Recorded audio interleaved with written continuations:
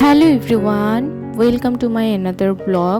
আজকে একেবারে সকাল থেকে ভিডিওটা শুরু করেছি। আজকে সারাদিন কি কি করেছি এই নিয়েই থাকবে আজকের ব্লগ। আশা করছি প্রতিদিনের মতো আজকেও আপনাদের আমার ভিডিওটি ভালো লাগবে। আজকে খুব সকাল থেকে রান্না বান্না শুরু করে নিয়েছি, কারণ আজকে সকালে আমাদের ভারী খাবার খাওয়ার ইচ্ছে হয়েছে। তো আমি আজকে রান্না করছি কচুরপুতি। আপনাদের এখানে কি নামে চেনে জানি না, আমরা কচুরপুতি বলি। আর এটা খেতে আমার কাছে বেশ লাগে। আমি প্রথমে কচুরপুতিটাকে মশলার মধ্যে দিয়ে ভালো মতো কষিয়ে নিচ্ছি। যে কোনো রান্নায় কষিয়ে রান্না করলে কিন্তু খেতে অনেক মজা লাগে। কচুরপুতিটাকে হালকা কষিয়ে আমি ঢাকনা দিয়ে রেখে দিয়েছিলাম। আর এই পর্যায়ে কিন্তু একদম লেগে যাচ্ছে, সেই জন্য পানি দিয়ে দিলাম। এইভাবে আমি বেশ কয়েকবার কষিয়ে নিব। আচ্ছা, যারা এতক্ষণ পর্যন্ত আমার ভিডিওটি দেখছো, প্লিজ আমার ভিডিওতে একটা লাইক দিয়ে দিও, কারণ তোমাদের একটা লাইক আমার ভিডিওটিকে আরও অনেক জনের সামনে নিয়ে যাবে। আর যদি তোমাদের কাছে আমার ভিডিওগুলো ভালো লেগে থাকে, আবার দেখতে চাও, তাহলে কিন্তু চ্যানেলটা সাবস্ক্রাইব করে দিতে পারো।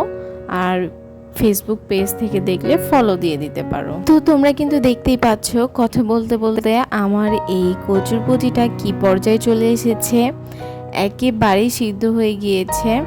তো আমি আজকে কচুরপুতিটাকে একেবারে ভেঙে দিব না, যার কারণে আমার সামান্য পানি দিয়ে দিলাম। এরপরেই কিন্তু আমার কচুরপুতি রান্না একেবারেই শেষ। আমি শেষে একটা মশলা দিয়ে দিয়েছিলাম, বাট এটা আর মানে ভিডিও বন্দি করা হয়নি। এখন যে ভিডিওটা দেখতে পাচ্ছ, এই ভিডিওটি কিন্তু দুপুরে করেছি। দুপুরে রান্নার প্রস্তুতি নিচ্ছিলাম। আমি মাছগুলো অফ ক্যামেরায় ভেজে নিয়েছি ওই সময়, আর মানে কি যেন কারণে ভিডিও অন করা হয়নি।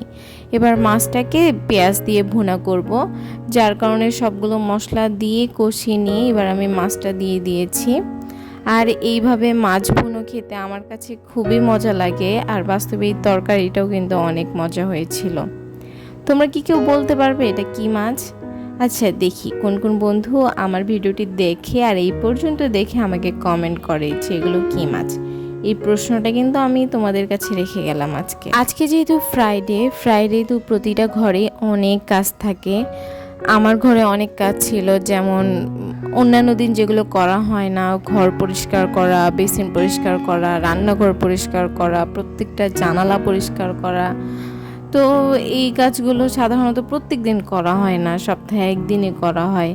তো অনেক ব্যস্ততার কারণে আর এই ভিডিওগুলো নেওয়া হয় না, কারণ ভিডিও নিতে গেলে কিন্তু যেই কাজটা করতে 10 মিনিট সময় লাগে, ওই কাজটা করতে 30 মিনিট সময় লাগে। কি বন্ধুরা যারা ভিডিও করো, ঠিক বলেছি না? অবশ্যই ঠিক বলেছি। ভিডিও করতে গেলে কাজ করতে সময়টা বেশি লাগে। আর যারা একা থাকে, আবার বাচ্চা আছে, তাদের তো কথাই নেই। আমার বেবি তো পুরো পাগল করে ফেলে। আমি বেশিরভাগ কাজ ওকে ঘুমিয়ে রেখে করি। আবার অনেক সময় হয় যে অনেক জ্বালাতন করে, অনেক দুষ্টামি করে। ও যখন ঘুমায় তখন আমারও আর এনার্জি কোলায় না অন্য কিছু করার, কারণ ওকে জেগে রেখে তো আমি ঘুমাইতে পারবো না। অনেক সময় আমিও ঘুমিয়ে পড়ি, পরে ভাবি যা হবে হবে, মা ছেলে মিলে দুইজনই করব।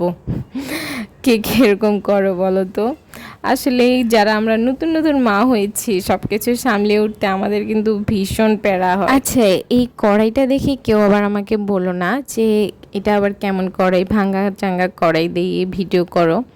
আসলে আমি সংসার লাইফের এটাই প্রথম কড়াই। তো আমরা তো কেউই বুঝি না তখন কি কিনতে হবে কি না কিনতে হবে। দোকানদার যেটা ধরাই দিছে সেটা নিয়ে চলে আসছি। আর পরবর্তীতে দেখি এটা ভালো না, সাধারণত যে কড়াইগুলো ইউজ করা হয় এটা ওইটা না, এটা হচ্ছে কেমন যেন। তো সামনেই নিব, আর সব কিছুই তোমাদের সাথে শেয়ার করব। তোমাদের সাথে কথা বলতে বলতে খেয়াল করেছো আমার মাছ রান্না শেষ, আর এখন আমি পাস্তা রান্না করছি। আর এটা কোন সময়ের ভিডিও জানো? এই সময় প্রায় সন্ধে হয়ে গিয়েছে।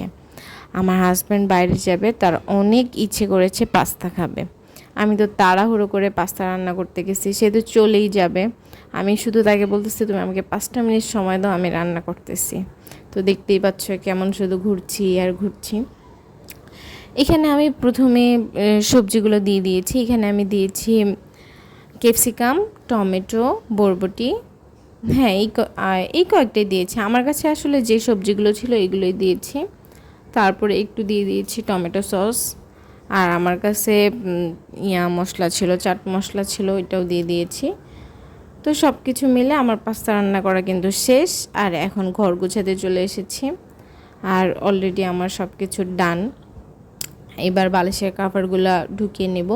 মানে সপ্তাহে একদিন কিন্তু বেডশিট চেঞ্জ করতেই হয়, 7 দিন অনেক ময়লা হয়ে যায়। কেউ আছে 2-3 দিন পরপরই করে, বাট আমার যেহেতু কোনো হেল্পিং হ্যান্ড নেই, একা একা করতে অনেক কষ্ট।